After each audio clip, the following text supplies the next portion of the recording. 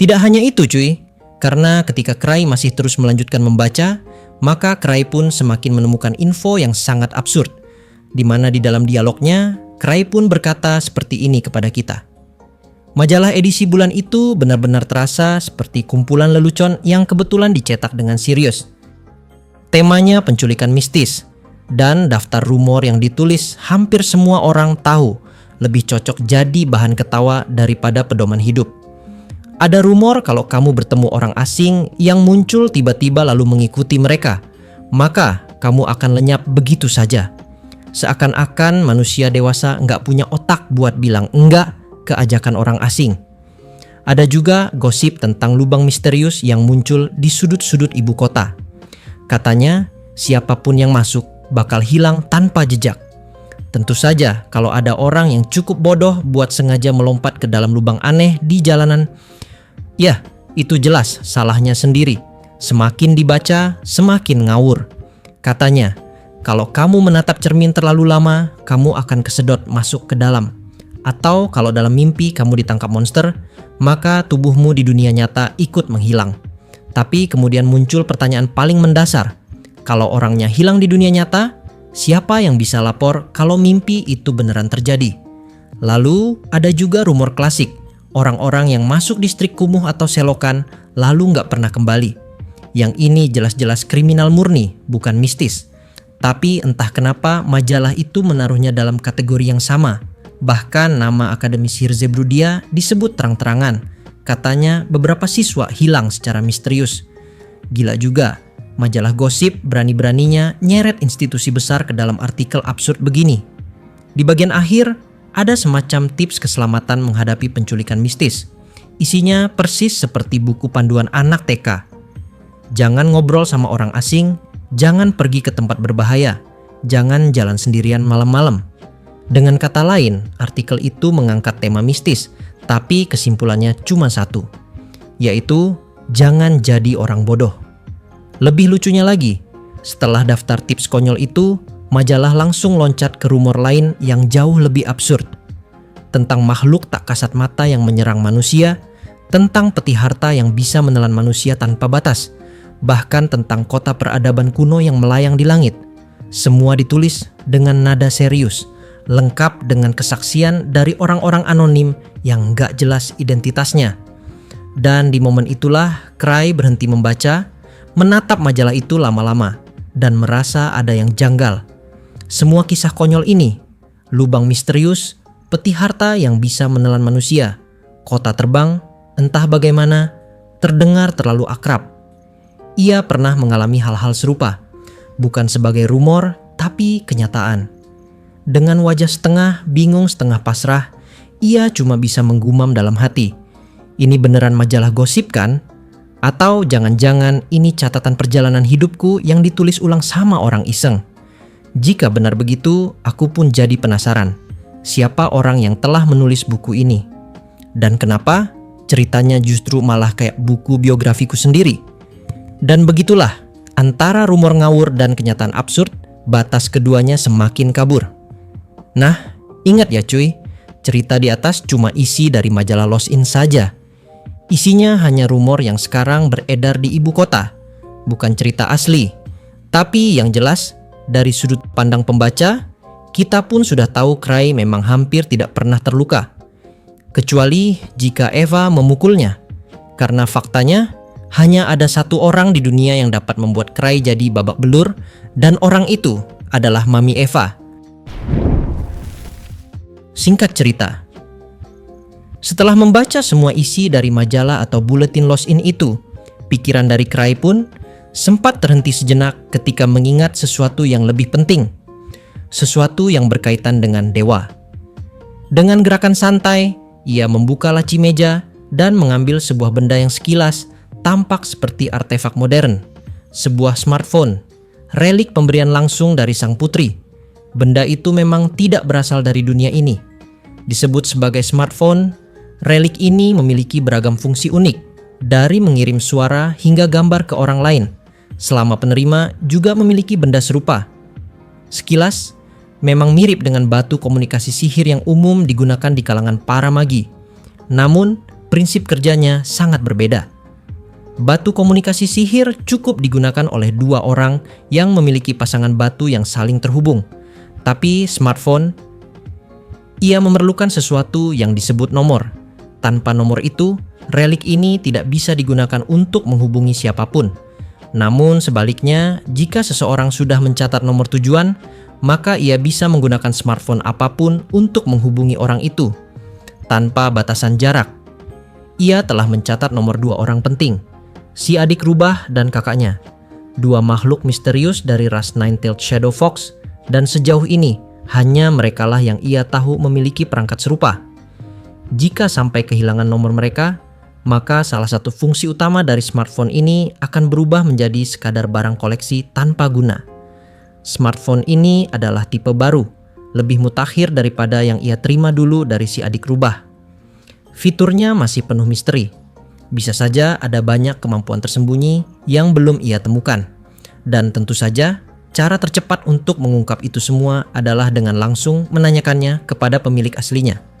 Sambil bersenandung ringan, ia menekan tombol demi tombol, mengetikkan nomor yang telah ia hafal di luar kepala. Ia tempelkan smartphone itu ke telinga. Bunyi dari nada sambung terdengar jelas di tengah kesunyian ruangan.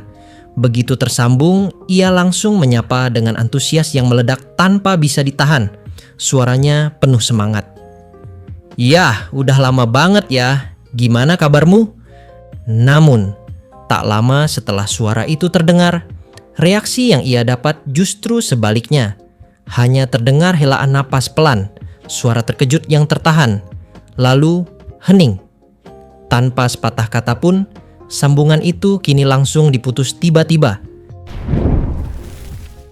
Setelah teleponku barusan terputus, aku pun seketika langsung menjadi terpaku, lalu menghela napas dengan pasrah sambil berkata seperti ini. "Oke, jadi ini toh yang namanya sinyal jelek. Pikirku," kata orang-orang pecinta teknologi, "relik jenis ini emang punya kelemahan. Meski disebut-sebut canggih, bisa kirim suara, gambar, dan mungkin juga kutukan kalau salah pencet. Tetap saja kadang ada hal-hal menyebalkan kayak gini. Gangguan sinyal, atau yang lebih parah, putus sambungan secara tiba-tiba."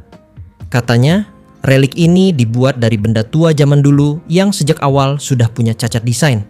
Jadi, nggak heran kalau kelemahan aslinya kebawa sampai ke versi sekarang.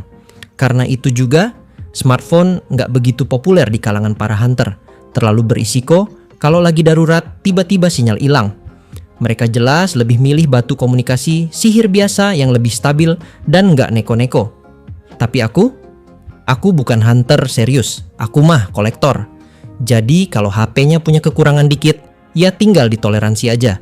Aku bukan pengguna profesional, aku pemalas profesional. Ku pencet lagi nomor si adik rubah. Kali ini nadanya agak lama, lebih dari biasanya. Mungkin dia lagi ragu mau angkat atau enggak. Begitu tersambung, aku langsung sok akrab, niatnya nyapa dengan penuh semangat. Tapi baru beberapa detik, sambungan langsung diputus. Aku bengong, bener-bener bengong. Aku nggak tahu harus ketawa atau nelen ludah sendiri. Ada perasaan aneh kayak baru dilempar sepatu dari jarak dekat. Kupandangi layar HP yang sekarang cuma nampilin ikon call ended. Aku merenung sebentar. Kayaknya tadi aku nggak ngomong sesuatu yang salah. Tapi bisa juga sih, mungkin dia lagi nggak pengen diganggu.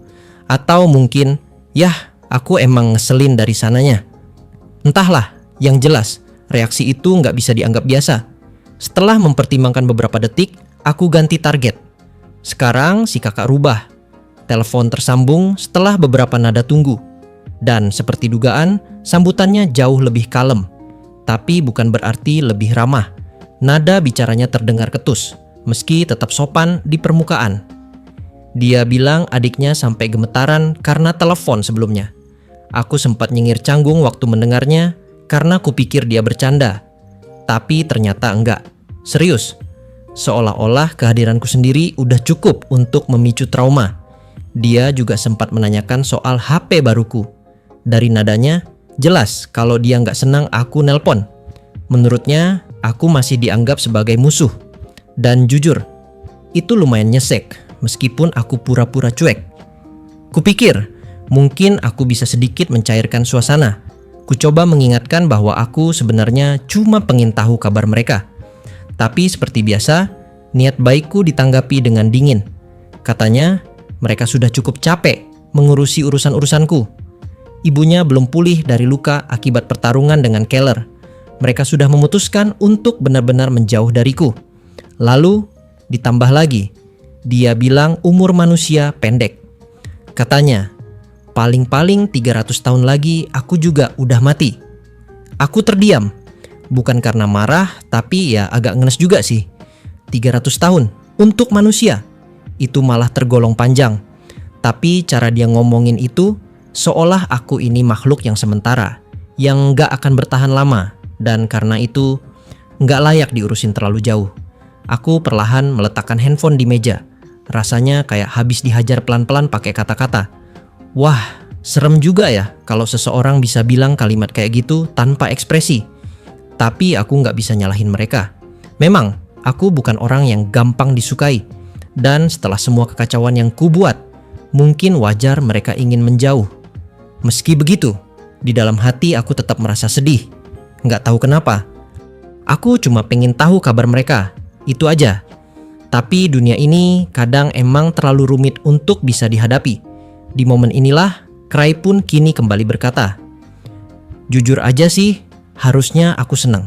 Harusnya merasa lega. Soalnya para Phantom dari Lost Inn, mereka yang dulunya jadi satu-satunya tempat aku ngobrol dan curhat, sekarang udah capek sendiri ngurusin aku. Mereka menyerah, berhenti merespons. Dalam bahasa keren anak muda sekarang, aku udah diblokir secara spiritual. Padahal kami dulu sering ngobrol lewat smartphone. Ya memang sih, istilah temen chat udah kuno dan gak keren lagi. Tapi buatku mereka tetap satu-satunya orang atau makhluk atau apalah itu yang pernah ngobrol panjang denganku lewat relik ini. Lucunya, setelah sekian lama gak bisa pakai smartphone karena satu dan lain hal, begitu bisa menelepon lagi, yang kudapat cuman penolakan. Bahkan belum selesai basa-basi, mereka udah ngomel dan bilang adiknya sampai gemetaran karena dengar suaraku. Aneh juga sih, padahal menurutku suaraku lembut dan bersahabat. Tapi ya sudahlah, aku sempat nyari alasan supaya mereka tetap ditelepon. Akhirnya aku iseng.